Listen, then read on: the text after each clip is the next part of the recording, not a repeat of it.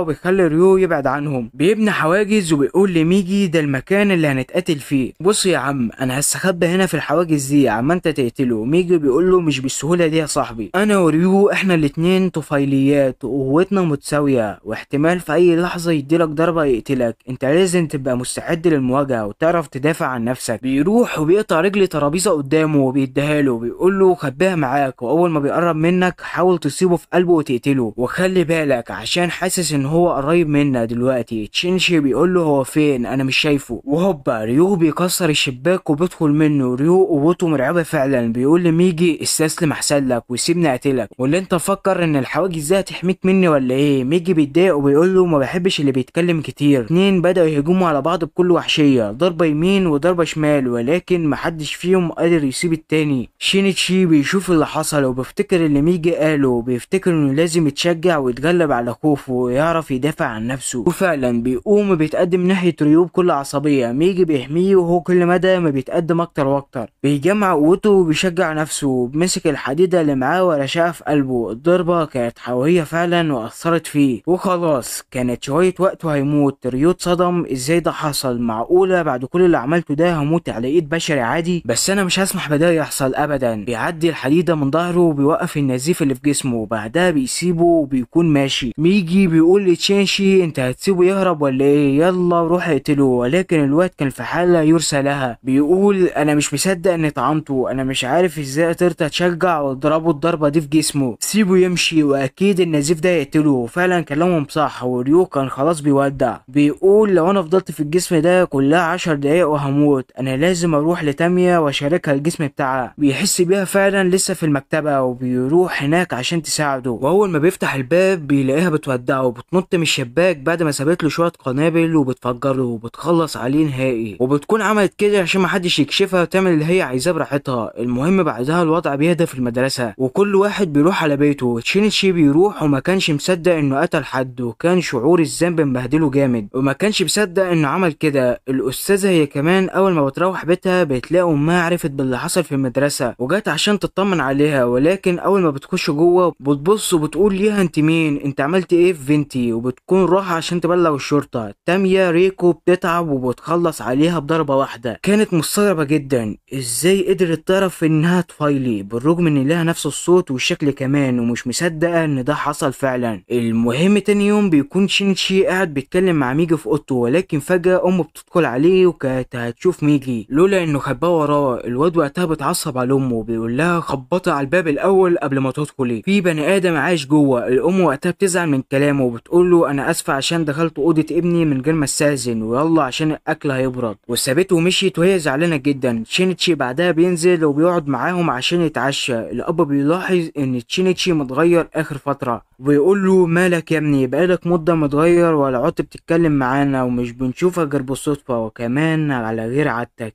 زعلت امك وزعقت ليها اول ما دخلت عشان تنده هو ايه اللي بيحصل ليك يا ابني؟ فاكر لما كنت صغير ودخلت المطبخ عشان تجيب ادواتك من هناك، طلعت على الكرسي ولكن برضو ما كنتش شايلها، بس في الوقت ده وقعت وكان الزيت هيقع فوقك وهتتحرق لولا ان امك حطت ايديها وشالت الزيت عنك واتحرقت هي، وده تسبب ليها في النكبه دي لحد النهارده. نسيت كل حاجه عملتها لك ولا ايه؟ الام هي كمان بتعيط وبتقول انا حاسه انك مش ابني اللي انا ربيته، حاسه انك مخبي عليا حاجه ومش عاوز حد يعرفها، انا مش عارفه جرالك ايه يا ابني. شينيتشي وقتها بيتاسف على اللي عمله وعارف قد ايه هو غلط في حقها. بيقول ليهم انا مش عارف عملت كده ليه، بس اوعدك ان ده مش هيحصل تاني يا امي واتمنى انك تسامحيني المره دي. الاب بعدها بيقول له خلي بالك بقى انا وامك هنروح للتخييم بكره وانت هتفضل في البيت لوحدك الفتره دي، فخلي بالك من نفسك يا ابني. الواد بيقول له تمام، وانتوا كمان خلي بالكم من نفسيكم، ابعدوا عن الناس عشان الجرايم اللي بتحصل ديت، انا مش هسامح نفسي لو حصل ليكم حاجه. بيقول له تمام يا عم ما تقلقش علينا. وبيخلص اليوم على كده. وتاني يوم بقى بيقف معاهم وبيودعهم وهما ماشيين رحلتهم. الام هي كمان بتطمن عليه وبتودعه وبعدين بيمشوا. بعدها بقى تشينشي بيتجهز نفسه وبيطلع بسرعه عشان يروح للمدرسه، ولكن وهو ماشي في الطريق بيخبط في شنطه في الشارع ويبص جنبها بيلاقي احد زملائه وشويه عيال ماسكينه وعمالين يضربوا فيه. تشينشي بيقرر يتدخل ويدافع عن صاحبه وينقذه منهم. بيندع عليهم وبيقول لهم وقفوا اللي انتوا بتعملوه دلوقتي، ولكن البلطجيه بتعصبوا من كلامه وبيقولوا انت مفكر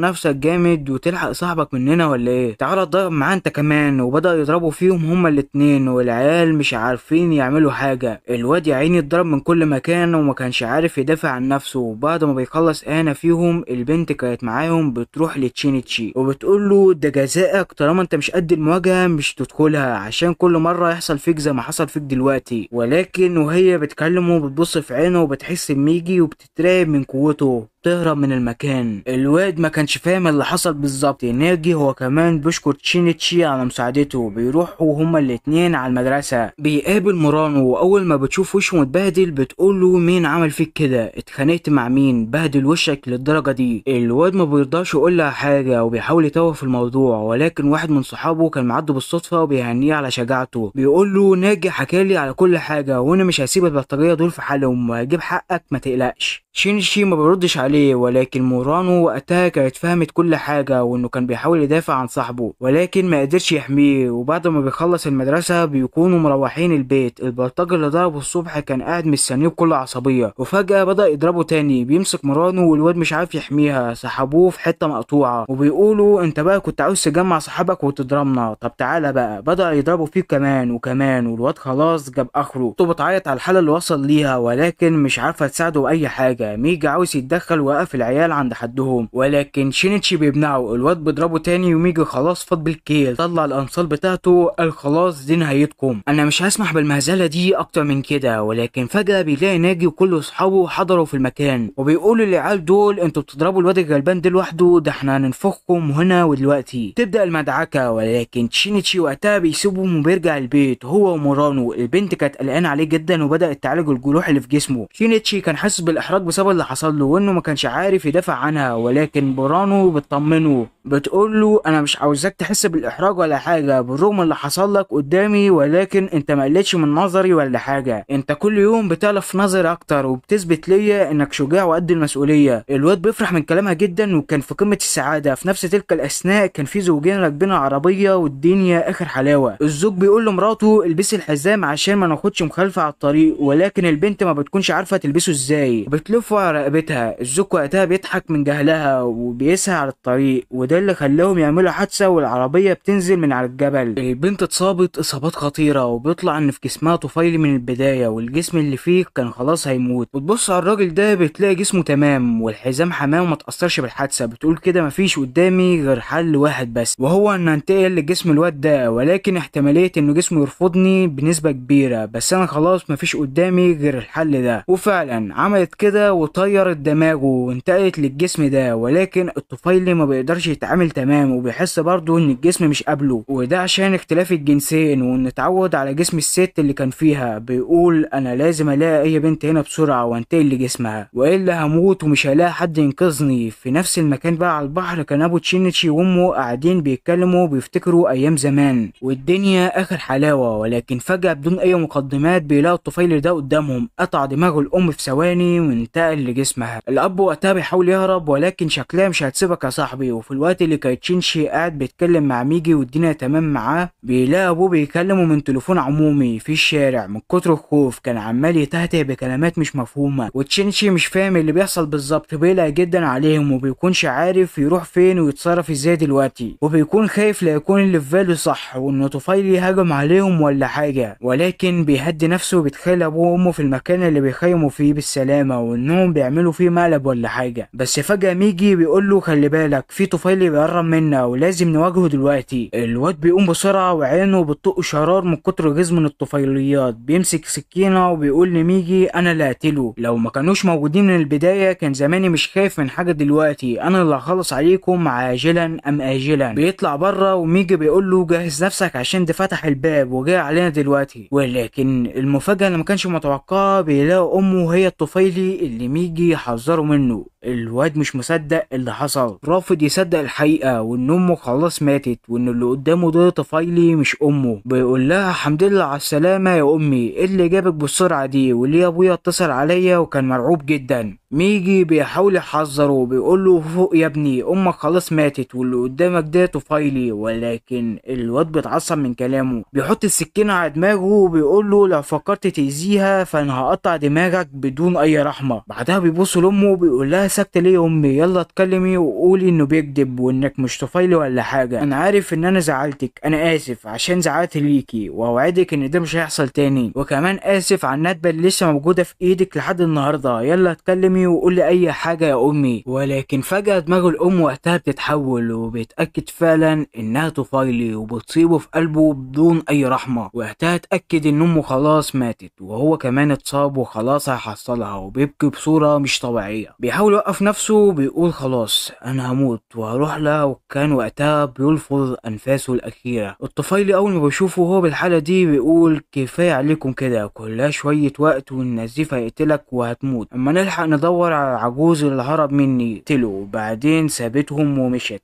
وبعد ما بتمشي ميجي بيفضل يفكر ازاي ينقذه، وفي الوقت ده بيجيله فكرة جبارة، بيفصل نفسه عن جسم تشينيتشي وبينقل لقلبه ضخ دم وسد النزيف اللي في جسمه، وبيقول بعد ما تشينيتشي يفوق بالسلامة يبقى يرجع لزراعه تاني. الواد فعلا بدأ يتنفس من تاني لكن ما زال فاقد للوعي. بتعدي الأيام وميجي بدأ يهتم بيه وبيعمل له محاليل عشان ما يحصلش حاجة فيه. ومن ناحية تانية أصحاب تشينيتشي في المدرسة ومنهم حبيبته مرانو لاحظوا غيابه الأسبوع ده ولسه مرجعش ليه، بيقلق عليه جدا وبيكونوا خايفين لا يكون حصل ليه حاجة، عشان كده بتقرر مرانو تزوره بعد المدرسة النهاردة. في الوقت ده تشينيتشي بيفوق أخيرا، بيتصدم إنه لسه عايش وما بيكونش عارف ازاي ده حصل بالظبط. بيقوم وبيخش الحمام وبيتفاجئ بالندبة الكبيرة دي في صدره مكان الضربة اللي خدها، وساعتها بيفهم إن ميجي هو اللي عمل كده وسد الجرح اللي في قلبه. بعدها بيسمع صوت التليفون بيرن، بيروح يرد عليه، بيتفاجئ بواحدة بتقول له أبوك محجوز في المستشفى وعاوزين حد من عيلته يكون موجود. الواد بيفرح جدا إن أبوه لسه عايش وبياخد منهم العنوان وبيقول لهم مسافة السكة وهكون هناك، وفعلا على طول بيجهز نفسه وبيطلع عشان يروح المستشفى. ولكن وهو خارج من البيت بيلاقي مرانو في وشه وبتلاحظ التغيير اللي حصل ليه والتعب باين عليه جدا، وبتقول له مالك يا تشينيتشي ايه اللي حصل لك ووشك عامل كده ليه؟ الواد بيقول لها ابويا اتصاب في المستشفى ولازم اروح دلوقتي وهبقى اكلمك لما ارجع واحكي لك اللي حصل ليا. وبعدها بيسيبها وبيكون ماشي، ولكن البنت بتبص عليه وبتقول له توصل بالسلامه، انا هفضل على طول مستنياك. الواد بيقول لها تمام وبيكمل في طريقه عادي. وفي المستشفى ابو تشينيتشي اخيرا هو كمان بيفوق، بيجيله ناس من الشرطه عشان تحقق معاه، بيقولوا احنا لقيناك مرمي على شط الميه وجسمك مليان جروح وندبات، انت كنت بتحاول تنتحر ولا ايه؟ الاب بيحكي لهم كل حاجه وان في وحش قتل مراته وهو اللي عمل فيه كده، ولكن محدش بيصدقه. بيقولوا ازاي الكلام ده؟ الكاميرات جابت مراتك وهي رايحه للبيت بعد ما لقيناك على الشط، واكيد الكلام ده مش مظبوط. الدكتور هو كمان بيقنعه وبيقول له ان دي هلاوس جات لك وانت في الغيبوبه خليتك ما تقدرش تفرق بين الواقع والخيال، ارتاح انت دلوقتي وان شاء الله هتكون كويس وهترجع احسن من الاول. وفي الوقت ده تشينيتشي بيوصل اخيرا وبيروح يطمن على ابوه، ولكن اول ما بيخش الاوضه بيلاقيه وهو قاعد زعلان جدا بسبب اللي حصل، ودي لان مفيش حد صدقه. الواد بيقول له الحمد لله على السلامه يا بابا، روق يا عم كده، واهم حاجه ان انت كويس. انا عاوزك تحكي لي على اللي حصل بالظبط وازاي الوحش ده قتل امي. الاب بيخاف لابنه هو كمان ما يصدقوش، بيقول يا عم مفيش حاجه من ده حصلت، دي كانت تهيئات مش اكتر، ما تشغلش بالك انت بس. الواد بيعرف قد ايه ابوه بيعاني دلوقتي وجواه كميه حزن تكفي العالم اجمع. صاحبنا ما بيرضاش يتكلم معاه اكتر وبيقول له اسيبك ترتاح دلوقتي، هقعد في الفندق اللي جنبك ولو احتجت اي حاجه اتصل بيا. وبعدين بيسيبه وبيمشي. صاحبنا بيروح وبياخد اوضه في الفندق وبيتكلم مع ميجي وبيقول له انا عاوزك تخلي بالك من المكان عشان اكيد الطفيل اللي في جسم امي هيجي عشان يدور على ابويا ويقتله، انا مش هرحم حد فيهم نهائي. ميجي بيقول له تمام يا عم بس خلي بالك عشان انا معدتش في كامل قوتي وده بسبب اللي حصل لك، وعشان اسد الجرح اللي كان في قلبك اتنازلت عن اجزاء مني وده هيخليني اضعف من الاول وهنام لمدة 4 ساعات يوميا ومش هبقى موجود فيهم. ولكن من الجانب التاني انت اكتسبت قدرات جبارة وبقيت اقوى وحواسك بقت احسن، انت مش ملاحظ انك بقيت شايف من غير نضاره ولا ايه؟ شينيتشي بيفهم كلامه بيفرح جدا عشان بقى عنده القدرة يدافع عن نفسه وبيقول له تمام ماشي. بيخلص اليوم على كده والتاني يوم بيصحى تشينيتشي من النوم وبعدها بيروح يراقب المكان اللي عند المستشفى عشان لو امه جت ولا حاجة. بيفضل مستنى كتير ولكن ما بتجيش ولا ميجي بيحس بأي حاجة في المكان، ولكن بعد طول انتظار ميجي أخيرا بيتكلم بيقول له جه الوقت عشان تنتبه لأمك، في طفيل قريب منا على بعد 300 متر، يلا قوم روح له. وفعلا شينيتشي بيتعصب وبيطلع يجري ناحية الطفيل بكل عصبية وبيوصل عند الحيطة دي وميجي بيقول له لازم تلف عشان تعرف توصل ليه، ولكن شينيتشي بيفاجئ الكل وبينط نطة عالمية وبيطلع فوق السور في ثواني بكل سهولة. بيروح عند الطفيل اللي ميجي حس بيه وبيكون متوقع انها امه، ولكن على عكس ما كان متوقع. اول ما بيوصل عند المكان بيلاقي الواد ده اللي هو هناك شخص طبيعي 100%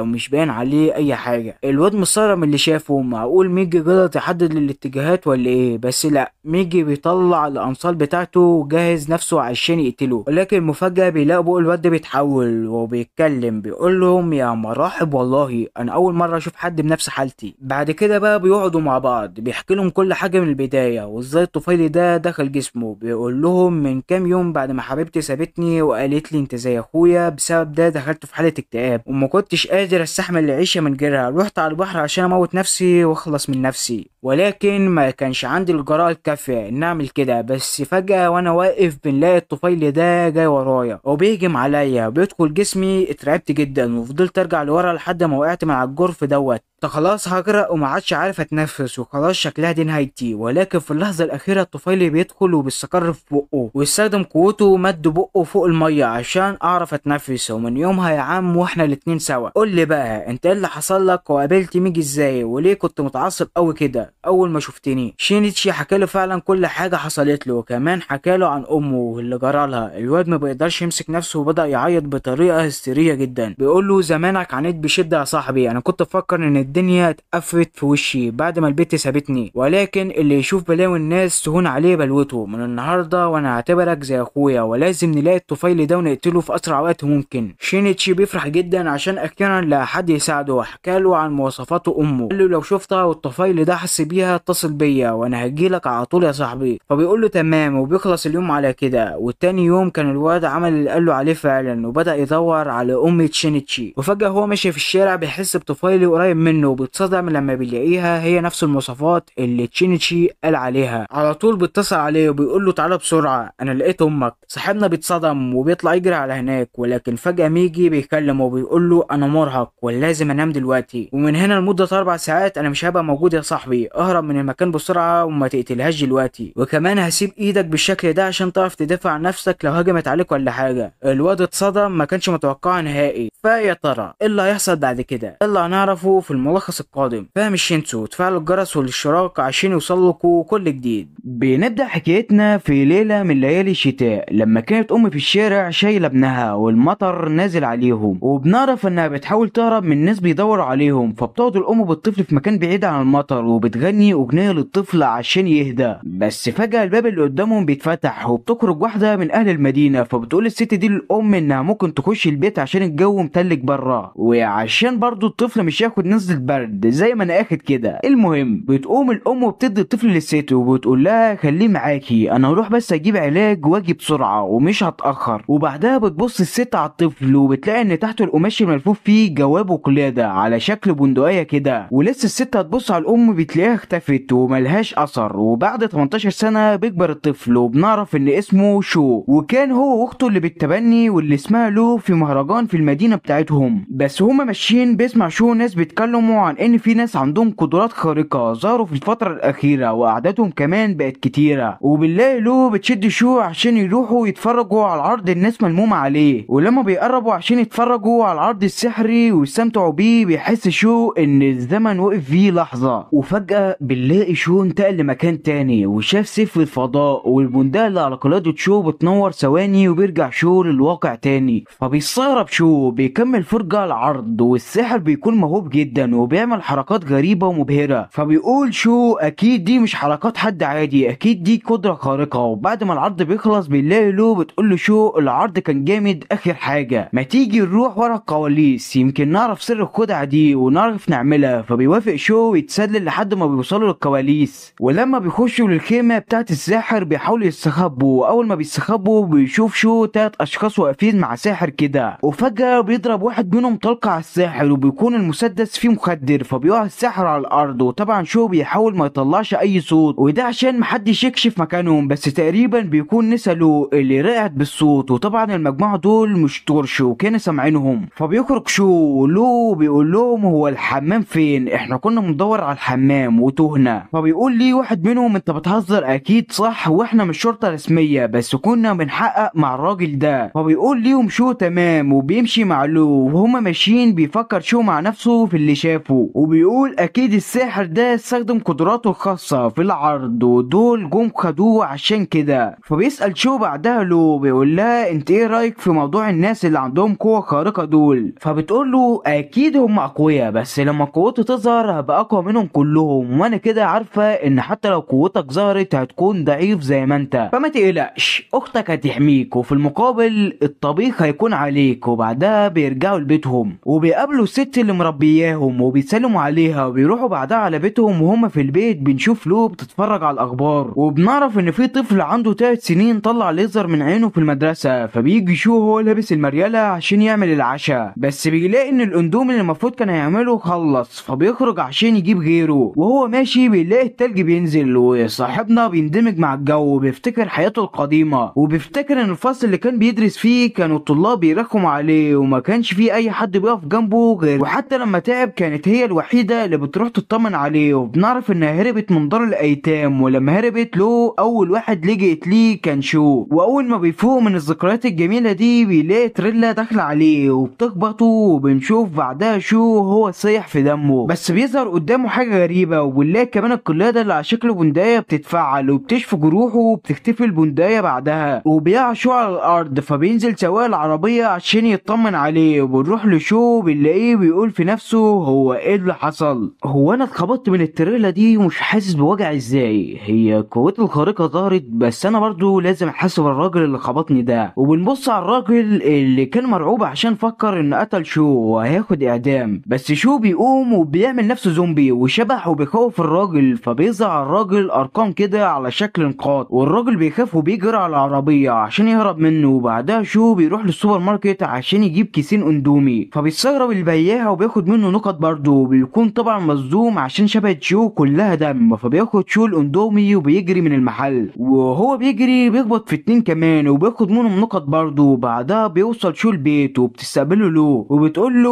هو ايه اللي حصل، فبيقول له شو ما تشغليش بالك وبيديها الاندومي وبيروح للحمام. وبنشوف شو هو في الحمام بيحاول يبص في جسمه على اي خدوش او اي حاجه، بس جسمه بيكون سليم 100%، لكنه بياخد باله من علامات ظهرت على ايده بتنور وما بيكونش فاهم ايه اللي حصل. فبيخرج شو بعدها وبيروح للاوضه بتاعته وبيحاول يتخيل قوه من نوع ما، بس بتظهر قدامه لوحه غريبه ومكتوب عليها النظام الرئيسي. ولما بيبص شو للنظام بيلاقي النقط اللي جمعها من الناس، فبيستغرب وبعد شويه تفكير بيعرف ان النقاط دي بتيجي لما بيضايق الناس او بمعنى تاني لما بيحرك مشاعرهم. فبيقرر صاحبنا يطلع الخنزير اللي جواه عشان يبقى ملك الشياطين اللي جاي. وبيكمل شو لف في النظام وبيلاقي عجلة حظ كده وبيكون معاه بتاع 900 نقطة وكل لفة ب100، فبيفضل يجرب في عجلة الحظ وكل مرة يطلع له حظ سعيد المرة القادمة، بس في الآخر بيكسب تفاحة. وأول ما بياكل منها بيلاقي جسمه بيمتصها وكأنها بتدي ليه قوة، فبيكمل شو لف عشان يفهم أكتر. فبيطلع ليه ورقة فيها كلمات الأغنية اللي أمه كانت بتغنيها له وهو صغير، فبيبدأ شو يغنيها ويتأملها. وفجأة بنلاقيه في عالم تاني وكأنه في الفضاء، وبيشوف له في نطاق قوته وبيضايق فيها وبياخد منها شوية نقاط كويسين. وبعدها بيخرج شو من النظام وبيروح يعمل اندومي عشان ياكله، بس بيحس فجأة بحاجة غريبة فبيقرر يخرج عشان يشوف في ايه. وبيطلع فوق السطح بيشوف الاشخاص اللي شافهم في اوضة الساحر، فبيحاول يستخبى منهم بس هما بيحسوا مكانه وبيروحوا يشوفوا مين. ولما بيشوفوه بيسألوا واحد منهم وبيقول له انت تاني انت بتعمل ايه هنا؟ فبيقول له شو انا ساكن هنا، انت اللي بتعمل ايه هنا؟ فبيقول له الراجل في مجرم خطير بنجري وراه، يا ريت تستنى في بيتك ومش تخرج عشان الجو خطر بره. فبيقول له شو تمام وبيرجع للبيت وبيبدأ يفكر مع نفسه وبيقول هو ازاي انا قدرت احس بقوتهم وهم ما يقدروش؟ يمكن انا اقوى منهم ولا حاجه. فبتيجي له بتسأله كان بيعمل ايه بره، فلسه يحكي لها فبيسمع صوت بره، فبيقول شو له خليكي انت هنا انا اشوف في ايه. وحرفيا هو بيخرج بيكون جمع شويه نقط محترمه منها، وبعدها بتخرج وراه وبتفاجئ شو لما بيشوف بره الساحر اللي كان في المهرجان. فبتقول له احنا لازم نكلم الاسعاف وندخله البيت بسرعه. فبيقول لها شو احنا لازم فعلا نكلم الاسعاف وندخله جوه، بس للاسف المكالمه هتكون غاليه مش هنعرف ندفعها، انا برايي نسيبه مكانه احسن. وبيعرف شو ان الساحر بيمثل عليهم وبيفضل يضايق فيه اكتر، ولما الساحر ده بيجيب اخره منهم بيقوم وبيقول له انا عايز اشرب ميه. فبيجمع شو كره من التلج وبيقول له اتفضل، كده كده التلج عباره عن ميه وبرده عشان الميه قطع عندنا اساسا. فبيتعصب الساحر اكتر وبيحاول يطلب من لو انها تساعده، بس شو بيفضل يضايق في الساحر اكتر فبيتعصب الساحر وبيحاول يحرقه، بس على مين؟ قوه شو بتظهر وبتطفي النار، فبيستغرب الساحر وبيولع في ذراع شو تاني، بس برضه النار بتطفي وشو مبسوط من كل النقط المجانيه اللي عمال تجيله دي. فبيقول لهم الساحر خلاص يا عم انا ماشي مش عاوز منكم حاجه. وبعدها بيدخل شو البيت فبتقول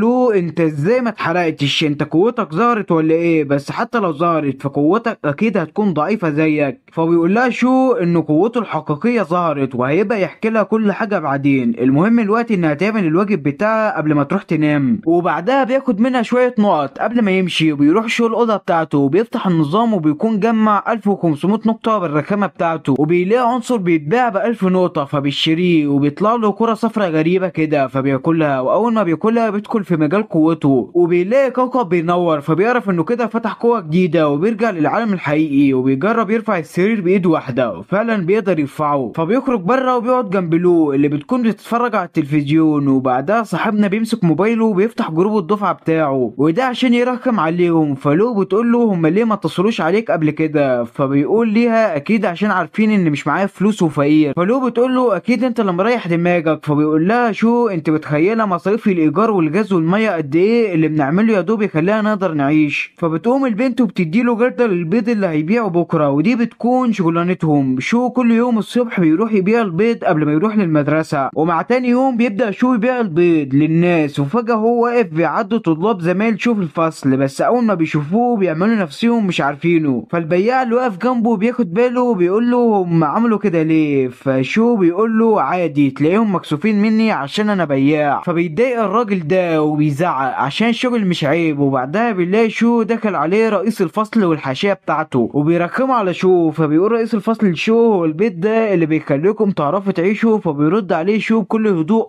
يعني حاجه زي كده شويه بشويه بعرف اجيب المصاريف. فبيتضايق الواد وبيطلع منه 100 نقطه وبيقول له بعدها بس انت لازم تبيع البيت ده بسرعه عشان لو المدرسه عرفت بكده سمعتك هتبوظ. فبيقول له شو طب لو خايف على مصلحتي اشتري كل البيض ولا مش معاك حق؟ وبسبب كده شو بياخد منه 150 نقطه وبيقول له لا اكيد هقدر. فما بيصدق شو ويحط البيض كله في الكيس وبيقول للمستنيين كلهم رئيس الفصل اشترى كل البيض يا جماعه، وبسبب كده بياخد حوالي 600 نقطه كمان. المهم بقى بيروح بعدها شو المدرسه وبنشوفه في الفصل فبيجيله اشعار على الموبايل، ولما بيبص بيشوف خبر عن حد خارج جديد فبيلاقي شو فرصه ان ياخد نقط تاني. فبيقوم وبيقول لباقي الفصل في حد جديد ظهر ليه قوه خارقه. فالفصل كله بيسالوه فين؟ فبيقول لهم شو اللي بعت الرساله ما قالش تفاصيل وخد كمان 100 نقطه من كل واحد. وبعدها قعد لحد ما دخل عليهم واحد من الفصل وبيقول الحقوا في طالب في الفصل اللي فوقنا قوته ظهرت وبدا يستعرضها على الطلاب، ودلوقتي هو ماسك المدير وممكن يقتله. فبيتحمس شو عشان شايف ان حاجه زي دي هتجيب ليه شويه نقط حلوين. فبيقرر يطلع عشان يشوف في ايه هيقدر يعمله. بس وهو طالع من على السلم بتكون في بنت نازله وبيحس شو ان هي كمان عندها قوه زيه بس هي مش مبينه ده. وبيوصل بعدها شو للسطح وبنشوف الطالب ماسك المدير عايز يرميه من فوق ومحدش حرفيا عارف يعمل معاه حاجه، وده عشان سلامه المدير. بس شو بتجيله فكره وبيقوم مقرب من الطالب ده وبيفضل يقول له على اللي هيحصل فيه لو رمى المدير، وبيفضل يقول عبره ومواعظ ممله لدرجه انه بياخد نقط من كل الموجودين. وطبعا بيكون الطالب المجنون اتشتت بسبب الكلام ده فبيتدخل المجموعه الغريبه دي وبيمسكوه وبيحرروا المدير. ولما بيرجع شو بعدها الفصل بيشوف دكاتره ومدرسين وبنعرف ان الدكاتره دول جايين عشان يعملوا تحاليل للطلاب ويعرفوا مين فيهم عنده قوه خارقه. فبيحاول شو يهرب وبيقول ليهم انا هدخل الحمام الاول، بس بيلاقي فيه دكتور وراه وبيمنعه من الهروب. وبعدها بنشوف شو هو راجع للبيت بس بيحس ان في حاجه غلط عند لو عشان عمال ياخد عليها نقط. واول ما بيخش شو البيت بياخد باله انها طلعت تعبانه فبيوديها للسرير وبيقول لها خليكي مكانك وانا هجيب ليك الدواء وهاجي. واول ما بيخرج من الاوضه بيفتح النظام وبيحاول يجيب التفاحه اللي قوت جسمه عشان يعالجها، وبيجيب واحده في الاخر وبيديها لها. واول ما بتاخدها بتخف بثواني فبيرخم عليها شو شويه عشان يعوض النقط اللي صرفها عليها. وتاني يوم بنروح للفصل وبنلاقي نتيجه التحليل خرجت، واول اسم بيكون للبنت اللي شافها شو اللي بنعرف ان اسمها ساي، وبعدها رئيس الفصل وكم واحد تاني. وفي الاخر واللي المدرس ما كانش مصدقه ولا حتى الطلاب هو شو، وطبعا بياخد منهم كلهم نقط. وبالليل بيروح كل الطلاب اللي عندهم قوه خارقه للمدرسه عشان يتدربوا، والمعلم بتاعهم بيكون الشخص اللي شو شافه في السوق وفوق بيته. فبيسأل المدرس ده سؤال في الكيمياء فبيرفع رئيس الفصل ايده بس المعلم بيختار شو فبيقول له شو اجابه متخلفه وبيتجمع شويه نقط حلوين. بعدها بيطلع المدرس ماده غريبه وبيعرف الطلاب انهم لو حطوا دمهم فيها يتفاعلوا مع بعض، وكل ما اللون بقى اغمق كل ما كانت القوه اكبر. وبيوزع كل طالب بعدها من الماده دي عشان يبقوا يعملوا الاختبار ده عشان يتم تصنيف قوتهم. وبنعرف كمان انه مع التدريب قوتهم هتزيد اكبر فالنتيجه مش هتكون معيار للقوه القصوى. وبعد ما بيعمل التحليل بنعرف ان شو خد اقل تصنيف فيهم وده بسبب انه كان اكل فاكهه بتخفي قوته قبل الاختبار. ولما بيحاول رئيس الفصل يتنمر على شو في جروب الدفعه بيقوم شو رازعه واحده وبيجمع شويه نقط حلوين جدا، وبيروح بعدها شو بيفتح النظام وبيكون معاه حوالي 7900 نقطه. المهم بتكون ظهرت ليه اداه جديده في عجله الحظ، فبيخش يجربها، واول ما بياخدها بيطلع له اكله اسمها توفو، ريحتها بتكون وحشه بس طعمها حلو. بعدها لو بتساله انت جبت الطبق دي منين، فبيقول لها تصدقيني لو قلت لك اني كسبته. وبيفضل يلف بعدها شوف عجله الحظ لحد ما بيجيب 50 منها، فبتستغرب له وبتقول له طب ما تعرفش تطلع علينا طبق رامن كده ولا حتى فراخ بانيه احسن. فبيفضل شو يلف لحد ما بتطلع ليه ورقه غريبه، ولما بيمسك شو الورقه بتقرب له تبص معاه، فبتدخل الورقه في دماغ له، الزمن فجاه بيقف وبينزل شعاع اسود غريب من الفضاء على له بيدخل جواها. فبتستغرب له وهي مش فاهمه اي حاجه، فبيقول لها شو طب غمضي عينك وحاولي تركزي. واول ما بتعمل كده بتشوف مجموعه شمسيه زي اللي شافها شو. تفرح له لما بتعرف انها كمان ما بقتش عاديه، وبنشوف بعدها شو على سريره بيفكر هيعمل ايه بالطوفو اللي بقى معاه منها 80 علبه. فبتجيله فكره وهي انه يبيعها بكره، واللي يشتري خير وبركه واللي ما يشتريش ادي نقط سلبيه وخير وبركه برضه. وتاني يوم بيخرج شو متفائل على الشر اللي هيعمله، بس وهو خارج بيشوف راجل عجوز بيتدرب بسيف تدريب. فبيقرب العجوز من شو بيقول له تحب تتعلم الحركه دي، فبيقول له شو لا وبيمشي. وطبعا مش محتاج اقول لك انه خد نقط على ده. وبيروح بعدها شو عشان يبيع التوفو، ما كانش قادر يبيع حاجه في الاول بس كان بياخد نقط على الريحه. فبيقرب واحد وبيجرب الاكل وبنلاقي الناس كلها بدات تتلم وبتخلص الكميه كلها من شو. وبعدها بيفضل شو يرخم مع الناس عشان ياخد نقاط ويشتري بيها الاداه وبيفتح مهارات جديده. وفي الاخر بيقدر يفتتح كل الكواكب اللي في الخريطه النجميه، وقتها بيظهر ليه سلاح جديد اللي يقدر يستخدمه في حياته الحقيقيه ويتحكم فيه كمان. وتاني يوم بيروح شو الفصل بتاعه وبيسمع الطلاب هما بيتكلموا على الحوادث اللي بتحصل في الفتره الاخيره. فبيقول رئيس الفصل ايه رايكم نعمل فرقه سريه نحارب فيها المجرمين دول، بس محدش بيهتم بيه. فبيروح لشو عشان يتروشن عليه، بس بينتهي الحال في الاخر بان شو بياخد منه نقط كتير. وبالليل هما بيتدربوا في المدرسه بيجيب ليهم المدرس حجر سحري وبيقول ليهم ان الحجر ده يساعدهم وده عشان يتدربوا ويبقوا اقوى. فبيروح شو بيجرب الحجر ده، بس الخريطه النجميه بتاعته بتكون رافضه الحجر وده عشان هي اقوى. فبيقرر يفضل على وضعه وهو انه يرخم عشان يبقى اقوى. تاني يوم بنشوف شو خارج عشان يبيع توفو، بس بيشوف العجوز واللي بيتدرب بالسيف، فبيعمل العجوز ده كام تقنيه عشان يبهر شو. بس لما بيبص بعدها بيلاقيه مشي، فبيتعصب. بيروح بعدها شو للمدرسه وبيشوف هناك رئيس الفصل بيلعب الطلاب ريست وبيتمنظر بقوته عليهم. واول ما بيشوف شو بيقول له ايه رايك تلعبني ريست بايدي الشمال اللي هي اضعف من ايدي اليمين بس على قد قوتك. فبيوافق شو وبعدها بيقرر يغلبه بكل سهوله. فبيديه رئيس الفصل وبيطلع منه نقط. فبيقول له شو طب انا ايدي الشمال قويه شويه تيجي نجرب العكس، بس برضه شو بيغلبه لتاني مرة بكل سهولة وبياخد كمان نقط. وبعدها بيقول له ده انت بركة، انا شكل قوتي زادت لما مسكت ايدك. ورئيس الفصل النقاط عمال تطلع منه. وبعدها بيروح الطلاب عشان يفطروا بنلاقي طالب اسمه جي بيقرب من شو بيسأله ازاي طاقتك زادت، وشو كالعادة بيهزر وبياخد منه شوية نقط حلوين برضه. فبيقول له جي انا ممكن اقول للمدرس ان طاقتك زادت وهو هيديك احجار سحرية اكتر. فبيسأله شو على شغل المدرس الاصلي، فبيقول له جي انه شغال في شبكة الارض. فبيستغرب شو بيسأله لو في شبكات تانية، فبيقول له جاي ايوه في شبكة السماء وده اقوى من شبكة الارض. وبالليل بنروح لشو وهو في بيته قاعد مع لو، فبيحس شو بحركة بره وبيقرر ياخد له بصة. ولما بيبص بيعرف ان اللي بره دول من منظمة السماء، وبتوع منظمة السماء بيكونوا جايين للعجوز اللي ساكن جنب شو. وبيخش واحد منهم وبيقول للعجوز يشتغل معاهم، بس العجوز بيرفض. فبيقول له الشخص ده تمام بس المنصب اللي موجود ليك مش هيبقى لحد غيرك. وطبعا شو بيفهم وقتها ان العجوز ليه علاقة بيهم، فبيقرر انه يتعلم منه مبارزة السيوف. وتاني يوم بيخرج شو للعجوز وبيطلب منه يعلمه مبارزة السيف. فبيفرح العجوز وبيقول له تمام مفيش مشاكل تقدر تيجي في اي وقت. فبيقول له شو تسلم بس معلش في شرط صغير عايزك تيجي تذاكر للو عشان مش هقدر اذاكر لها في الفترة دي. وبيندى بعدها شو على لو وبيعرفها ان العجوز هيذاكر لها، وساعتها بياخد شو عليهم شوية نقط عنب. المهم بعد ما بيرجع شو من المدرسة بيلاقي لو بيتضايق في العجوز وهو بياخد نقط على ده. فبيقول العجوز لشو انا هو بذاكر ليها، يلا جهز نفسك بقى عشان اول درس لينا. بعدها بيروح العجوز بيجيب شويه اوزان وبيقول له شو هتلبسه واحده واحده من الاخف للاثقل. فبيمسك شو واحده منهم وبيرميها في الهواء وحرفيا ما بتكونش تقيله على شو. فبيقول شو للعجوز انا طاقتي زادت الفتره الاخيره، ايه رايك نبدا على طول؟ فبينبهر العجوز وبيقول له تمام، وبيروح يمسك ورقه وبيقول له انا هعلمك ان اي حاجه ممكن تكون حاده. بعدها بيجمع العجوز قوته في الورقه وبيضرب ضربه في الهواء فبتفلق الارض والسور اللي قدامهم. وبعدها بيرمي العجوز لشو سيف عشان يتدرب عليه. وبعدها بيفضل شو يتدرب وبعد فتره قصيره بيتحول لمحترف. وفي اخر اليوم بيسال العجوز شو بيقول له امتى الواحد يبقى قوي؟ فبيقول له شو لما بيكسر القواعد. فبيقول له العجوز لا انا قصدي انت يبقى عندك القوه اللي تكسر بيها القواعد. فبيرد عليه شو مش عارف، بس انا كل اللي عايزه حياه هاديه احمي فيها له. فبيقول له العجوز طب ما القوه الكبيره بتخليك تساعد ناس اكتر واكيد فلوس اكتر. فبيرد عليه شو بيقول له انا لو حد اداني مهمه مش هقبلها، انا مش حابب اعتمد على حد، ممكن يكون ده بسبب الطريقه اللي اتربيت بيها، بس انا عارف ان طريقه الحياه صعبه لكن مهما كانت انا عايز اعيش حياتي بطريقتي حتى لو غلط. فبيبتسم العجوز بعد ما بيسمع الكلام وبيفرح بيه. وتاني يوم بيلاقي العجوز طريقه تخلي له تركز معاه من غير ما تقرفه وهي طريقه الشيبسي. وفجاه بيقرب واحد منهم وبيحس العجوز بيه وبيكون الشخص ده اسمه شي ومن شبكه السماء. فبتنرفزهم له الاتنين وطبعا بياخد شو على ده نقط. فبيستغرب انه اخد نقط على حد ما يعرفوش وبيقرر انه يرجع جري. ولما بيوصل بتستغرب له انه رجع بدري. فبيقول لها شو مفيش انا بس نسيت حاجه وجاي اخدها. فبتقولها هجيبها لك وبتدخل البيت وبيبقى العجوز وشي لوحدهم. وبنلاقي شي بيعرف العجوز المخاطر اللي بيواجهوها وبيطلب منه ينضم ليهم بس العجوز بيرفض وبيمشي شي. بعدها بيدي العجوز انبومتين اختبار لشو له عشان يختبر قوتهم ويعرف لو زادت. فبياخدوهم وبيدخلوا البيت وبعدها فعلا بيبدأ الاختبار. ومفيش ثواني اول ما بينزلوا دم بنلاقي الانبومتين بقى لونهم اسود وده اقوى مستوى في الورق. بس بعدها بيظهر في انبوبة شو لون مش عادي تحسه جزء من الفضاء كده. وفي نفس الوقت برضو انبوبة لو بيكون فيها اعصار كده شكله غريب. بيخرج شو عشان يطفي الانابيب دي عشان برضو محدش يشوفها. بس العجوز بيجيله بيسأله عملوا ايه. فبيقول له شو للاسف قوتي لسه ضعيفة زي ما هي. بعدها بنشوف شو وهو بيتدرب في خريطته الروحية وبيفتح قوة جديدة والقوة دي بيقدر يستخدمها وده عشان ما يتعرضش لأي ضرر في أي معركة. بس في نفس الوقت بيكون عايز يطمن برضو على لو هي عملت ايه. وعلى الناحية التانية بتكون لو في الخريطة النجمية بتاعتها وبتفتح قوة جديدة. فبيقول لها شو تستخدم القوة الجديدة فبتستخدمها البنت وبتستدعي نملة لسه ميتة امبارح. فبتفهم انها بقت بتحس بطاقة الكائنات الميتة. فبيخرج شو بيها عشان تجرب على حاجات تانية. فبتستدعي عصفور وبيفرح شو بس برضو دول مش كفاية عشان يحموها. فبيقول لها شو تعالي معايا وانا هجيب ليكي حاجة تنفع كسلاح. وبتوافق له على طول وبتنتقل بعدها لمحل حيوانات وبنعرف انهم جايين هنا عشان لو تستدعي واحد منهم لما يموت. واول ما بيتاخد خنزير عشان يموتوه بيمشي شو له. وبعدها بيقول شو للو طلع الخنزير. فبتطلع الخنزير وبيجيب شو سكينة عشان يشوف ايه الفرق بينه وبين الخنزير الحقيقي. ولما بيعوره بيعرف انه شبه الحقيقي بالظبط. فبيطلع شو سلاحه وبيشوف هيقدر يقتله ولا لا وبيقدر يخلص عليه فعلا. بس بنلاقي ان شو خد بتاع 600 نقطة سلبية من لو. لما بيبص عليها بيلاقيها متعصبة جدا فبيعتذر ليها بيقول لها خلاص هعمل ليكي عشاء. وبعد ما بيعمل شو العشاء بنلاقيه مبسوط عشان الطوفو عمل شغل كويس. وبيقول ليه لولو على الشكل ده هنقدر نشيل البيت وما نقعدش في الايجار تاني. بس فجأة بيحس شو بشوية ناس عندهم قوة خارقة قريبين منهم فبيكون عايز يخرج يشوف في ايه. وبنروح للمكان اللي فيه الناس الخارقين دول وبيكونوا على جسر. وبنعرف ان فيه 3 مجرمين نقابة الارض بيحاولوا يوقفوهم. وفي نفس الوقت بيكون شو ولو بيتفرجوا عليهم. وبنشوف المدرس بتاع شو اللي من شبكة الارض بيصد ضربات المجرمين بسهولة. بس بسبب ان انتباهه بيتشتت بيلاقي واحد من المجرمين هجم عليه وبيكون هجومه زي الرجل الاخضر في الغشومية. فبيرجع المعلم ده عشان ما يتقتلش. واول ما بيروح المجرمين وراه بيحفلوا عليه بتوع شبكة الارض. بس بيقدر الراجل الضخم ده انه يقتل 2 منهم وبعدها بيهربوا هما ال3. وبتيجي الشرطة في الاخر وبيحاولوا يتتبعوهم عشان يمسكوهم. فبيقول شو لو ترجع هي للبيت عشان هو حابب يعمل شوية قلق. وبنروح بعدها لمبنى الشرطة وشبكة الارض بيكونوا محاصرينه. وجوه بنشوف ال3 مجرمين وبيقول واحد منهم للزعيم بتاعهم انهم ممكن يسلموا نفسهم عشان مش هيعرفوا يكملوا وسط الناس دي كلها. فبيقول لهم الراجل الضخم ده نسلم نفسنا ازاي بس خليكم معايا بس ومالكوش دعوه بحاجه. بعدها بيخرجوا من الاوضه وبيكونوا ضربوا من غير قصد كام ظابط. المهم الشرطه بتاخد بالها منهم فبيضربوا عليهم. فبيلاقي الراجل الضخم مسك 2 من اللي معاه وعملهم درع عشان ما تجيش حاجه فيه. وبتحاول الشرطه وشبكه الارض انهم يمسكوه، وبيقدر واحد انه يضربه بالسيف والسيف بيخش في بطنه، بس الراجل بيكون جامد جدا ومستعد يكمل عادي. وفجاه بتوع شبكه الارض بيلمحوا شو وهو بيتفرج عليهم، فبيقول ليهم شو طبعا لو حلفت ليكم ان جاي بالصدفه محدش هيصدقني. فبيروح اتنين من شبكه الارض عشان يقبضوا عليه، بس شو كل اللي بيعمله انه بيصد هجومهم بس وبيزعلهم، فبياخد منهم نقط. وعلى الجانب التاني بنشوف اتنين من شبكه الارض بيجي مع الراجل الضخم، فبيوقع واحد منهم وبيسلم بعدها الثاني. وشو في نفس الوقت هو كمان بيكمل اهانه في اللي معاه، بس بيقع على الارض وكده ما تبقاش غير شو والراجل الضخم ده. فبيستخدم شو تقنيه وهاله بتبقى اقوى، والاتنين بنلاقيهم ضربوا في بعض في نفس الثانيه، بس شو بيكون اقوى وبنلاقي عظم الضخم بيتفتت. ولما بيروح شو بنلاقي له بتبص عليه لو هو اتصاب، فبيقول لها لا الحمد لله انا تمام، بس عايزك تيجي معايا وانا هظبطك. فبتقول له اخر مره قلت فيها الكلمتين دول ودتني محل فيه حيوانات شبهك. فبيقول لها لا المره دي مفيش خنازير. واول ما بيخرجوا بيشوفوا العجوز قدامهم وبيقول لهم رايحين على فين. فبترد له وبتقول له شو عازمني على مطعم عشان ياكلني، والمطعم انما ايه حكاية. فبيقول ليهم العجوز تمام وبيسيبهم. بعدها بيروحوا لمكان فوق بيوت، وبيقول شو للو تبص في المكان اللي فيه بمساحة كيلومتر. فبتطلع له عصفورة بتبدأ تبص في المكان وبتقول له شو مفيش حد. فبيقول لها شو تمام هروح انا، ولو لقيت المكان امان هقول ليكي تيجي. وبيروح شو بيبص في المكان وبيلاقيش حد، فبيبعت رسالة له عشان تجيله. واول ما بتيجي بيقول لها شو حاسة بحد ميت هنا. فبتقول له اتنين قصيرين واحد طويل. بعدها بيقول لها شو تقفش الطويل وبتقفشه له فعلا. بعدها بيقول لها شو تستدعيه عشان يتاكد ان هو فعلا. فبتحاول له لكنها ما بتعرفش. فبتقول له شو مش هتعرف تستدعيه عشان هي قوتها خلصت، ممكن بكره اقدر استدعيه. فبيقول لها شو تمام طب يلا نروح. فبتتعصب عليه له وبتقول له نروح بس طب والعشاء طيب ولا انت عايزنا نرجع ببطن فاضيه. فبيقول لها شو خلاص ولا يهمك انا هعزمك على احلى مطعم في اليابان كلها. وبيروحوا للمطعم وبنعرف ان له في ثقب في بطنها تقريبا، اصل مش طبيعي يا شباب يعني تاكل 9 اطباق لوحدها. المهم بيقول لها شو انا عايزك ما تقوليش لحد على موضوع قوتك ده. فبتقول له ما تقلقش انا عارفه. وبعدها بيبص شو عليها وهي بتاكل وبيقول لها انا عارف ان المعيشه معايا صعبه، زمانك كنت بتاكلي احسن اكل لما كنت في الملجأ. تبدا له تعيط وبتقول له انا مش فارق معايا الاكل ولا الفلوس، انا كل اللي انا عايزاه اننا نفضل نعيش مع بعض. فبيقول لها شو انا كمان نفسي نعيش في بيت ملك ومن النهارده هنفضل مع بعض. وبنروح للاجتماع تبع شبكه السماء، وبيكون الاجتماع معمول عشان يعرفوا مين الشخص اللي ظهر ده. ويشوف كل الفيديوهات والصور اللي معاهم مش باين. فبيقول واحد من شبكة الارض من طريقته وكلامه باين انه مراهق، بس لو كان مراهق بجد وقدر يوصل للقوة دي امال لما يكبر هيبقى عامل ازاي. فبيقول واحد من شبكة الارض احنا لازم نعرف مين هو. وتاني يوم بتصحى له وبتحس ان قوتها رجعت، فبتروح لشو عشان تعرفه وبتوريه المجرم. فينبسط شو وبيقول لها انت بتقدري تتحكمي فيه ازاي. فبتقول له بمخي واللي انا عايزاه هو بيعمله، تحب اخليه يضربك عشان تتاكد. فبيقول لها شو لا تمام تسلمي كده. فبتقول له انا اقدر كمان اشوف ذكرياته. لما بصت في ذكريات الراجل الضخم لقت المكان اللي مخبيين فيه الفلوس اللي سرقوها، وبتقول له انهم ممكن يروحوا يجيبوها. فبيقول لها شو لا مش هينفع، احنا لو جبناها يبقى لازم نسلمها للشرطه، وساعتها هيسالوا جبناها منين ومش هيكون في حل غير انهم يعرفوا قوتك. فبتقول له هي زعلانه طب مش احنا ممكن ناخد الفلوس دي وده عشان نشيل البيت. فبيقول لها شو ما ينفعش ناخد فلوس مسروقه، وبيقعد يرخم عليها شويه عشان بقاله فتره ما خدش نقط. وتاني يوم بيروح شو للمدرسه وبيرخم على زمايله كالمعتاد. المهم هو قاعد بيسال جاي على الارض الاسطوريه. فبيقول له جاي دي ارض فيها قوه كبيره ولو الواحد اتضرب هناك قوته هتزيد بسرعه. فبيقول له شو ماشي بس الطريقه غاليه شويه مفيش قدامي طريقه غير دي. فبيقول له جاي يبقى الحجار السحريه انا سمعت انهم هيدونا شويه بكره. وتاني يوم بيجي مدير جديد للمدرسه وبيكون اصلا من شبكه السماء وجاي عشان يدرب فصل القوات الخارقه، وبيكون اسمه شياو. واول ما بيخش وبيعدي من قدام شو بيحس شو بقوته وبيقول اكيد ده حد من شبكه السماء. وحتى شياو بياخد باله ان حد لاحظ قوته وبياخد باله من التتنيح شو. بعدها بنشوف شياو وهو قاعد مع الطلاب دول، ودي لانه بيحذرهم من الشخص اللي ظهر جديد في المدينه وبيقول ليهم على مواصفاته وانهم لو شافوه يبلغوه عشان يروح يمسكه. بعدها بيوزع المدرس احجار سحريه على الطلاب، وطبعا شو مش معرفهم بقوته الحقيقيه، فهو في ظنهم يعتبر اضعف واحد فيهم وعشان كده بياخد حجرين بس. ولما بيخرجوا بيخرجوا بينادوا شو على جاي وبيسألوا لو الأحجار دي بتتباع وسعرها كام، فبيقول له جاي الأحجار دي من شبكة السماء ومحظور بيعها، بس أنا ممكن أكلمك حد ممكن يبيعها لك. وبعد لما بيكلموا جاي بنعرف إن سعر الحجر الواحد 220 ألف ين، يعني معاه دلوقتي في إيده 444 ألف ين ويقدر يشتري البيت. وعلى وقت الغروب بنشوف شياو وهو بيسأل العجوز لو يعرف مين الشخص الغريب ده، وده عشان شو كان باين عليه في المعركة إنه بيفهم في المبارزة. بس العجوز بيقول له أنت هتهزر، أنت بتشك فيا؟ فبيتحرك شياو وبيمشي. بعدها بيروح شو بتسأله له على شبكة الأرض وشبكة السماء، فبيقول لها شو عن كل اللي يعرف. بعدها بيطلع لها ظرف وبيكون فيه فلوس وبيديها كمان موبايل جديد وبيقول لها خليه معاكي. واخيرا بيعرفها انه كلم صاحب البيت وهياخد عقد البيت بكره، فبتتأثر له بتعيط من الفرحة. وبيروح بعدها شو يتدرب وبيزيد قوته، وكمان له وهي نايمة قوتها بتزيد. وتاني يوم بيروح شو بيجيب عقد البيت، وبعد ما بيجيبه بتجيله مكالمة من رقم مجهول، واول ما بيرد بيلاقي صياح وبنعرف ان المكالمة دي من المدرس وانهم هيسافروا لمكان عشان يتدربوا فيه. فبيبعت رسالة له بيقول لها انه مش هيعرف يجي لمدة كام يوم. وبيمشي بعدها وبنشوف مدرعات وبيكون الطلاب في واحدة منهم، فبيبقى جاي بيشرح لزمايله على المكان اللي هيروحوا له. وبنعرف انهم رايحين لمكان اسمه الحطام، والحطام ده اتكون بعد غزو الفضائيين، واهم حاجة في الحطام هي عين التكوين، ولو عرفوا ياخدوها يختفي الحطام. وبنعرف ان رئيس شبكة السماء قدر يفتح حطام من كام يوم وخد عين التكوين، وكانت عبارة عن سيف شكله مميز. واول ما بيوصلوا الطلاب لمكان التدريب بنلاقي المدرس بيقول لهم انتوا هنا النهارده في مهمة سرية، وده طبعا عشان تزودوا خبرتكم، بس لو اي معلومة اتسربت حتى لو كانت صغيرة فتتحكموا محاكمة عسكرية. بعدها بيروحوا الطلاب وبياخدوا اكل زي جنود بالظبط، ومبيكونش فيه كراسي فبيقعدوا على الارض. وفي نفس الوقت بنلاقي واحد مليان شوية مش عاجبه الاكل ولا حتى المكان اللي هم فيه، وبيكون عايز كرسي. فواحد من الجنود بيروح له وبيديله الكرسي بتاعه عشان يخلصوا من زنه، لكن شو بيتضايق من الشخص ده وبيروح عشان ياخد الكرسي منه. فالشخص ده بيطنش شو، فبيقوم شو مديله بالكف قلبه على وشه. وبالليل بنشوف الطلاب بيتدربوا، بس شو مش محتاج تدريب، هو محتاج نقاط عشان ما عملش نقاط الفترة اللي فاتت. والضحية المناسبة دلوقتي هو رئيس الفصل، فبيروح شو فعلا رئيس الفصل وبيرخم عليه، بس هو بيحاول ما يردش على شو، لكن شو بيفضل وراه ويزن عليه لحد ما بياخد منه شوية نقط حلوة. والتاني يوم بنشوف شو بيبص في النظام وبيلاقي ان معاه 47 ألف نقطة وبيشتري شوية تفاح. بعدها بيرجع شو للمعسكر عشان الغدا وبيلاقي الطباخ بيدي اكل اكتر، فبيستغرب شو. وبعدها بنلاقي واحد من الحراس جاي يديله الكرسي بتاعه، فبيعرف ان كل ده بسبب اللي عمله امبارح في الواد التخين. بس شو ما بيرضاش ياخد الكرسي وبيروح يقعد مع زمايله. بعد الاكل بيروح شو يستلم رئيس الفصل عشان يعوض النقط، ومن كتر ما رئيس الفصل زهق منه بيقرر يروح اخر الدنيا عشان يتدرب في سلام، لكن شو مش ناوي يسيبها البر. وتاني يوم بنشوف شو بيتدرب لوحده وبيفتح بعدها خريطته النجميه، فبيزود في طاقته وبيحس انه كده بقى جامد اخر حاجه. وبيرجع بعدها شو عشان الغدا، بس بيجيله رئيس الفصل وبيقول له انت عملت تتنطط من اول ما جينا عشان كسبتني اخر مره، دلوقتي انا بقيت اقوى واقدر اغلبك بسهوله. فبيقول له شو حلو قوي الكلام ده، يلا بينا. فبيجيب المدرس وبيقرر يكون الحكم ما بينهم، وبيتلموا كلهم في خيمه وبيستعد شو رئيس الفصل، وكانوا كلهم حرفيا بيشجعوا رئيس الفصل، وده اصلا اللي شو كان عايزه. واول ما بيقول لهم المدرس يبداوا بيكسب شو رئيس الفصل على طول، وطبعا دي فيها 2000 نقطه تقريبا. بيتحمس المدرس وبيقول له طب ما تجيلي، فبيوافق شو. واول ما بيبداوا بيكسب شو برضه، فبيتبسط المدرس وبيقول له شو مستقبلك اكيد هيكون حلو. فبيقول له شو والله كبرت الموضوع، على فكره القوه دي كلها من بركه رئيس الفصل ده. وعلى الناحيه التانيه بنشوف شياو عند الجبل وبياخد باله من دخان جاي عليهم، وبعدها بيلاقي الانذار اشتغل. وبيقول شياو للطلاب يهربوا بعيد عن الدخان، بس الدخان بيزيد وبيبلعهم كلهم. وبعدها بيلاقي شو نفسه بيقف في مكان غريب وبيكون مستغرب ازاي جه هنا، بس فجاه بيظهر له هيكل عظمي اسود ومعاه فاس، فبيتفادى شو ضرباته وبيقوم واخد منه الفاس وبيخلص عليه. وبعدها بيطلع لفوق تله عاليه شويه، بس بالله خرج منها هيكل كتير، فبيبقى شو بيجري منهم. وبعدين بياخد شو باله من طلاب تانية بيهربوا هما كمان وبيحذروا من الهياكل المجنونه دي. فبيبص شو عليهم بيلاقيهم مسكوا واحد وبدا يقتلوه، فبيدخل شو بيبدا يضرب فيهم، بس بيجي وحش من قوته بيزنق شو في الحيطه، لكن بعدها شو بيقدر يوقع الهيكل ده ويكسر جمجمته. وبيروح شو بعدها وبيقول للطلاب المكان هنا مش امان، روحوا لاي مكان امان واستخبوا فيه وخدوا الفاس ده واحموا نفسكم بيه، الهياكل دي بتموت لما تكسروا جمجمهم. وبيسيبهم وبيمشي. وبنشوف شو بعدها بيضرب في شويه هياكل وبياخد منهم سلاح، وبعدها بيروح لمكان يستخبى فيه قبل ما الليل يدخل عليه. بس وهو بيجري بيشوف شعله ضوئيه بتطير فوق، فبسرعه بيتحرك وبيضرب الشعله دي. ولما بيبص شو على المكان اللي وقعت فيه بيلاقي واحد بيطلع منه نقاط كتير قوي، فبيفهم شو شو ان ده جاسوس من الجواسيس اللي جاي يتكلموا عنه قبل كده، وهو فعلا بيكون جاسوس جاي تبع المنظمه، ولانهم كانوا فريق وعارفين انه ما يدخلوا الحطام، فكل واحد كان معاه فلاير دان عشان لما يتوه يستخدموه ويتجمعوا. فبيحاول الواد يضحك على شو بيقول له انه معاه في الفصل، بس شو بيكون قفشه، لكن بيقرر انه يكمل معاه للاخر عشان دي كنز نقط. فبيسأل الشخص ده على السيف وبيقول لشو انت جبته منين، ممكن اشوفه؟ فبيقرب شو منه السيف، وقبل ما يمسكه بيقوم شده. فبيقول الشخص ده انه هيمشي، بس شو مش هيسيبه اكيد يمشي بالسال، فبيروح شو وراه وبيفضل يمثل انه بطيء. والواد كان مبسوط، بس بيلاقي فجأة ان شو وراه بالظبط، وفجأة بتظهر حفرة في الارض وبيخرج منها هياكل، وبالله الواد بيجري. فبيخرج شو وهو عامل نفسه خايف، فبيقول الشخص ده انه ممكن ياخد السيف، فبيعمل نفسه شو انه هيديله السيف، وبيقع وبيكمل هو جري، والواد بيكون في هيكل هيقتله، بس هو بيطلع السكينه كان مخبيها وبيقتل الهيكل. بعدها بيكون الواد ده عايز يقتل شو لما ينام، بس شو بيمثل انه نايم وبيفضل صاحي، والواد بيكون هيتجنن. وفي الصباح بيقوم شو عشان يطلع طوفه وياكل، فبيجي الواد ده وبيكون مستغرب ان شو معاه اكل، بس شو بيزود فولد الرخامه، فبيخش الواد ده عشان يخلص على شو. فبيفضل شو يصد الضربات لحد ما بيقدر فعلا الشخص التاني يضرب شو، بس شو في الاخر بيقدر يمسكه وبيرميه قدامه، وبيرجع تاني وبيكمل القتال، وبيقدر الشخص ده يبعد سيف شو عنه ولسه يغرزه بالسكينه. فشو بيطلع السيف التاني بتاعه وبيخلص عليه وبيضايق ده عشان هو امبارح كان بيهزر معاه ودلوقتي قتله. وبعدها بيكمل طريقه وهو ماشي بيلاقي تفاح على الارض، فبيبص كده على الشجره وبيلاقي تفاح، فبيطلع عشان ياخد واحده، بس اول ما بياخدها بنشوف سناجب موجوده، واول ما شافوه بيتضايقوا، بياخد شو منهم نقط، فبيفرح وبيقوم واكل التفاحه قدامهم، فبيتضايقوا منه اكتر وبيحدفوه بالطوب. وبعدها بياخد شو شويه تفاح ونقط وبيمشي، وهو ماشي بيلاقي مجموعه ذئاب ظهرت وبيهجموا عليه، فبيجري منهم شو، بس بعد ما هرب لقى نفسه راح للعش بتاعهم تقريبا، فبيجري باقصى سرعه، وبنشوف القطيع كامل بيجري وراه، بس شو ما بيكونش حاسس بالتعب، وبيحس كمان انه يقدر يزود سرعته، فبيزود سرعته فعلا وبيهرب بعيد عن قطيع الذئاب. وهو بيهرب بيوصل للمكان اللي الطلاب استخبوا فيه، وبيلاقي انهم زادوا كمان، فبيقول لهم شو انا هقعد معاكم ليله واحده بس، وبيسالهم كمان وبيقول لهم انتوا بقالكم قد ايه ما اكلتوش. فبتعيط البنت وبتقول له 3 ايام، فبيطلع تفاحه وبياكل قدامها، وطبعا هاتك يا نقط. فبيقول لهم بعدها لو عايزين تفاح امشوا في الطريق ده لمده يومين، ولما توصلوا خلي بالكم. ودي لان السناجي ما بتحبش حد ياخد من التفاح، فبيتعصبوا منه وبياخد منهم نقط اكتر. فبياخد واحد منهم الفاس وبيروح على شو عشان ياخد منه التفاح، لكن شو بيرخم عليه وبياخد منه الفاس وبيمشي بعدها بالسيف والفاس، وبيكون سايب ليهم تفاحتين بس محدش خد باله من الصدمه. وبعدها بيتمشى شو بيسمع صوت، فبيحاول ياخد جنب، بس بيلاقي جندي هيكل عظمي فوق حصان هيكل، والجندي مره واحده بيضرب شو بالرمح، فبيمسك شو الرمح منه وبيلاقي هيكل تاني جاي، فبيوقع شو الهيكل اللي قدامه وبياخد منه الرمح وبيمشي، وبيجري وراه بقى باقي الجيش وبيكونوا عايزين يقتلوه، بس هو بيقدر يستخبى منهم، فبيزهقوا وبيمشوا. وبعدها بيقرر شو يروح وراهم عشان ياخد اسلحتهم، وعلى الناحيه التانيه بيكون في طلاب واساتذه شايفين جيش الهياكل بس ما بيكونوش عارفين هيعملوا ايه، فبيقرر يقتل الزعيم بتاعهم وبيبص عليهم عشان يدوروا على الزعيم، فبيلاقوا واحد وهو الوحيد اللي ماسك السيف على اساس انه قائد. وبعدها بينشن القناص وبيضرب طلقه في دماغ الهيكل، وبيكونوا مبسوطين انهم خلصوا على الزعيم بتاعهم، بس القائد بيكون لسه عايش وبيهم الجنود يهجموا عليه فبيهربوا بدل ما يموتوا. بعدها بنشوف المجموعه دول قاعدين في مكان ومستغربين ازاي ده حصل، ولما بيفكروا في الموضوع بيفهموا ان اللي قتلوه ممكن يكون اتسرق سلاحه وجنبهم بيكون شو مستخبي، وبيقوم نازل على واحد من الجنود وياخد رمحه وبيمشي. وهنا المدرسين بيكونوا شايفينه وبيستغربوا، بس الاهم انهم بيبقوا فهموا مين اللي سرق الرمح، وفي واحد من الطلاب بيعرف ان ده شو، وبيقول للمعلمين ان نظام قوته كان زاد الفتره اللي فاتت، وبالتحديد بعد ما هزم رئيس الفصل، فبيكون المعلمين عايزين يضموا الواد ده لفصلهم. بنروح بعدين لشو وهو فوق الشجره وبيراقب الجنود وبيفتكر له وذكرياتهم مع بعض وبتكون وحشاه، فبينزل بعدها عشان يكمل طريقه ويستفاد من الحطام. بس هو ماشي بيلاقي انه واقع في فك الهياكل، بس على مين؟ شو بيقوم ماسك الرمح وحاطط طاقته فيه وبيبدا يضرب فيهم لحد ما بيخلص عليهم، وبعد ما بيخلص عليهم بيلم اسلحتهم وبيمشي. وبعدها بشويه بنشوف المدرسين والطلاب وهما بيكملوا طريقهم ماشي وبيشوفوا الهياكل متكسره، وكمان بياخدوا بالهم ان الاسلحه مش موجوده، فبيتوقعوا ان ده شو. المدرس بيكون مبهور بيه وبقوته، وبيقرر انهم يعملوا خطه عشان يساعدوه يخلصوا على اخر مجموعه من الهياكل. وفي نفس الوقت بنشوف شو بيفتح النظام وبيطلع فاكهه ياكلها، واول ما بياكلها بيلاقي هاله غريبه ظهرت عليه وبيقوم يستعد من جديد اللي جاي. فيا ترى ايه اللي هيحصل بعد كده؟ ده اللي هنعرفه في الموسم الجديد اللي هينزل عندي بعد ده على طول. فمش تنسى الاشتراك عشان يوصلك كل جديد، واشوفكم على خير. سلام.